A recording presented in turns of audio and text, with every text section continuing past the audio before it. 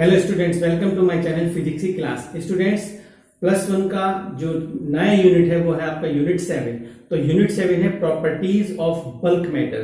तो आज हमें इलास्टिसिटी के बारे में डिस्कस करना है। तो चलिए, बोर्ड पे मैंने कुछ पॉइंट्स लिखे हैं, उस पर हम डिस्कस करते हैं। तो पहला पॉइंट क्या है? इलास्टिक बॉडी, यानी कि elastic behaviour of a body, किसी बॉडी का इलास्टिक बिहेवियर। तो इसके लिए बहुत सिंपल सा एग्जांपल आपको दे रहा हूं। जब हम किसी भी बॉडी के ऊपर, चाहे वो बॉल है चाहे वो स्टोन है, हम एक्स्ट्रा फोर्स लगाते हैं, ठीक है। तो जब हम उसके ऊपर फोर्स लगाते हैं तो बॉडी जो है डिफॉर्म हो जाती है, यानी कि उसकी जो ओरिजिनल शेप है वो थोड़ा सा कुछ बदल जाती है। मान लीजिए मेरे हाथ में बॉल है और बॉल को मैं प्रेस करता हूं, तो जैसे उसको प्रेस करूंगा तो दबने लगेगी, ठीक है। अब जैसे ही बॉल दबेगी और मैं उसको अपने हाथ को फिर हटा दूंगा, छोड़ दूंगा, तो यानी कि जो मैंने फोर्स अप्लाई किया था उसके ऊपर वो था मेरा अप्लाइड फोर्स, ठीक है। अब ये हमारे पास एक ब्लॉक है, मान लीजिए हमारे पास ये बॉल है और इस बॉल के ऊपर मैं जब यहां से इसको दबाऊंगा और थोड़ा सा इसका प्रेशर करूंगा तो ये थोड़ा सा मान लीजिए इस तरह से हो जाए, तो ये अपनी बॉडी, इसकी जो शेप है डिफॉर्म हो जाएगी जब इस पर फोर्स लगाएंगे। तो इसका मतलब यहां पर हमने क्या किया है, फोर्स लगाया है ऑन बोथ साइड्स। अपनी फिंगर से हम उसको पुश आपका प्रेस कर रहे हैं। तो जब उसको प्रेस करेंगे तो फोर्स हमारे पास के अप्लाइड फोर्स है। यदि अब हम इस अप्लाइड फोर्स को हटा लें तो जो हमारी बॉल है that will regain its original shape, तो वो अपनी ओरिजिनल शेप में वापस आ जाएगी। यानी कि on removing that force which we have applied on the body, किसी बॉडी पे लगाया है, अगर हम उसको हटा लेते हैं और जो बॉडी है तो वो बॉडी अगर अपनी पोजीशन में वापस आ जाती है उसी पोजीशन में, तो such a body is called, such an object is called the such a object has the elastic properties, यानी कि उस बॉडी के पास एक इलास्टिक बिहेवियर है।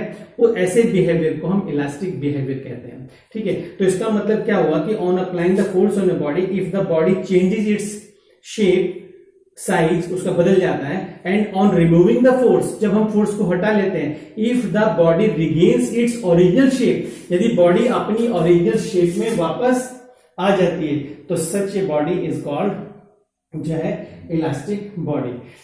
और जो आपका इलास्टिसिटी एक वर्ड है, इसके अंदर मैंने लिखा है इलास्टिसिटी। इलास्टिसिटी होती है the virtue of which the body regains it's original shape, यानी कि जिस गुण के कारण, जिस वजह से बॉडी अपनी ओरिजिनल शेप में वापस आ जाती है उसे हम बोलते हैं इलास्टिसिटी।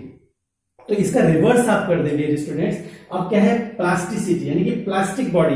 जो प्लास्टिक बॉडी होगी उसमें क्या होगा, on applying the force body deform हो जाएगी, हम उसके ऊपर एक्स्ट्रा फोर्स लगाएंगे। जैसे प्लास्टिक का पीस है, हमने उसको तोड़ा, ठीक है। अब या ऐसा ना लें, हम किसी और चीज को लें तो हम उसको बार बार किसी प्लास्टिक की चीज को इस तरह से हम घुमाते रहे, यानी कि मान लीजिए एक आर्क है और आर्क की शेप में कोई हमारे पास बॉडी है। अभी मेरे पास कोई बॉडी इस तरह की नहीं रखी है।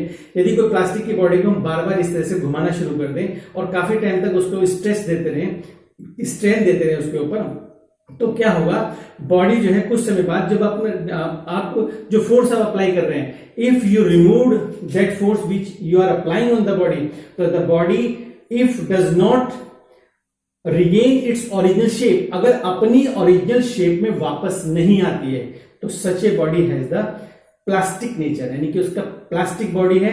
ऐसी बॉडीज को हम बोलते हैं प्लास्टिसिटी बोलते हैं, यानी कि प्लास्टिक टाइप की बॉडी हो गई जो कि फोर्स को अप्लाई करने के बाद अपनी ओरिजिनल शेप में वापस नहीं आती है, ठीक है। तो ये दो चीजें मैंने बताई, एक मैंने बताया इलास्टिसिटी यानी कि इलास्टिक बिहेवियर, एक बताया प्लास्टिक बिहेवियर। तो दोनों का सिंपल अगर मैं इसको कंक्लूजन करता हूं कि जिस किसी एक बॉडी के ऊपर हम फोर्स लगाते हैं और फोर्स लगाने के बाद फोर्स को हटा लेते हैं, ठीक है, अगर बॉडी अपनी ओरिजिनल शेप में वापस आ जाती है तो वो बॉडी कहलाती है आपकी इलास्टिक बॉडी और उसका होता है इलास्टिक बिहेवियर होता है उसके पास।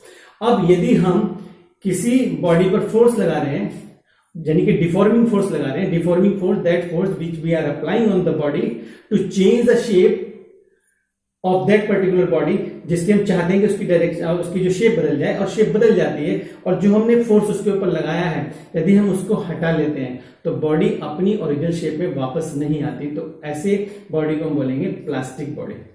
अब एक सिंपल सा लॉ है हमारे पास, हुक्स लॉ है।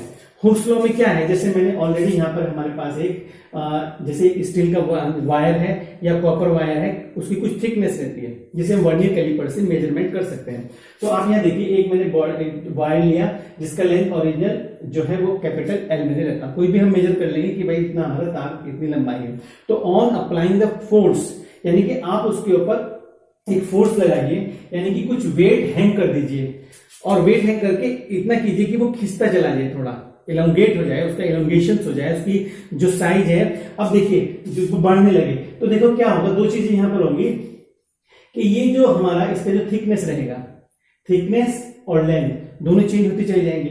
ये वायर जो है धीरे धीरे धीरे इलोंगेट हो जाएगी, एल लेंथ इसकी बढ़ जाएगी, और ओरिजिनल शेप क्योंकि इसकी क्या थी एल, तो इसके अंदर एक हो जाएगा स्ट्रेन। स्ट्रेन का मतलब होता है आपके पास एल अपॉन एल। टोटल जो है हमारे पास क्या रहा, जो लेंथ थी उसमें कुछ चेंज हो गया, तो कितना चेंज हुआ वो यहाँ पे आ जाएगा, ठीक है। तो इसको बोलते हैं स्ट्रेन। एक होता है स्ट्रेस। स्ट्रेस होता है जब हम किसी बॉडी के ऊपर, जैसे ये बॉडी है, हम बॉडी के ऊपर कुछ फोर्स अप्लाई कर रहे हैं। तो जब फोर्स अप्लाई कर रहे हैं तो फोर्स अप्लाई करते समय क्या होगा कि इस पर्टिकुलर एरिया पे फोर्स लग रहा है, तो हम स्ट्रेस का मतलब हो जाएगा आपका force upon area, force per unit area, यानी कि फोर्स जो लग रहा है वो पर यूनिट एरिया पे लग रहा है, कितना उसमें चेंजेस हो रहा है। तो अब हम इस बात को कहेंगे, हुक्स ने एक लॉ निकाला, उसके अकॉर्डिंग क्या है, यदि हम एक्सटेंशन बढ़ती है किसी चीज के अंदर तो वो तभी बढ़ती है, extension is directly proportional to the load. यानी कि एक्सटेंशन जो है, अगर हम किसी चीज में एक्सटेंशन हो रहा है, एक्सटेंशन मीन्स खिंचाव हो रहा है, तो एक्सटेंशन जो एक्सटेंशन है directly proportional to the load, यानी कि हम उसमें कितना लोड अप्लाई कर रहे हैं उसमें एक्सटेंशन, यानी कि वायर एक्सटेंड होती चली जाएगी, लंबी होती चली जाएगी। ये हमारे पास है डायरेक्टली हुक्स के लॉ के अकॉर्डिंग। तो हुक्स का अगर हम पूरे लॉ को कंक्लूजन निकालते हैं उसका, तो उसमें सिर्फ ये बताया गया है, according to the Hooke's law, उसने वेरीफाई किया इस बात के लिए कि stress directly proportional to the strain, यानी कि stress is directly proportional to the strain, ये हुक्स लॉ के अकॉर्डिंग है। यानी कि अगर हम किसी चीज पे फोर्स लगा रहे हैं तो फोर्स तो पर यूनिट एरिया लगेगा ना, तो पर यूनिट एरिया पे जब फोर्स लगेगा तो जितना हम फोर्स लगाते जाएंगे उसी के अनुपात में, उसी रेशियो में आपका स्ट्रेन होता चला जाएगा, खींचता चला जाएगा। तो ये था ओम्स आपका हुक्स लॉ। तो हुक्स लॉ में क्या हुआ, हुक्स लॉ के according to the Hooke's law the stress is directly proportional to the strain. और स्ट्रेस के बारे में क्या है कि स्ट्रेस जब किसी एक बॉडी पर लगाया जाता है, जैसे ये मेरा हाथ है, इस पे पर्टिकुलर मैं फोर्स ऐसे अप्लाई कर रहा हूं, तो जितने पर्टिकुलर एरिया हम ले रहे हैं पर यूनिट एरिया, तो फोर्स पर यूनिट एरिया जो लगता है, the ratio of the force acting per unit area is called the stress. ये हमें स्ट्रेस बताता है। और स्ट्रेन में क्या होता है कि ओरिजिनल लेंथ से जितना भी लेंथ चेंज होता है, एल अपॉन कैपिटल एल, यानी कि small N upon L capital, ये हमारा स्ट्रेन। स्ट्रेन का मतलब एक तरह से खिंचाव हो गया है, ठीक, और स्ट्रेस का मतलब एक तरह से दबाव हो गया है। तो आज की वीडियो में इतना ही। Like and share my videos, subscribe my channel, we will C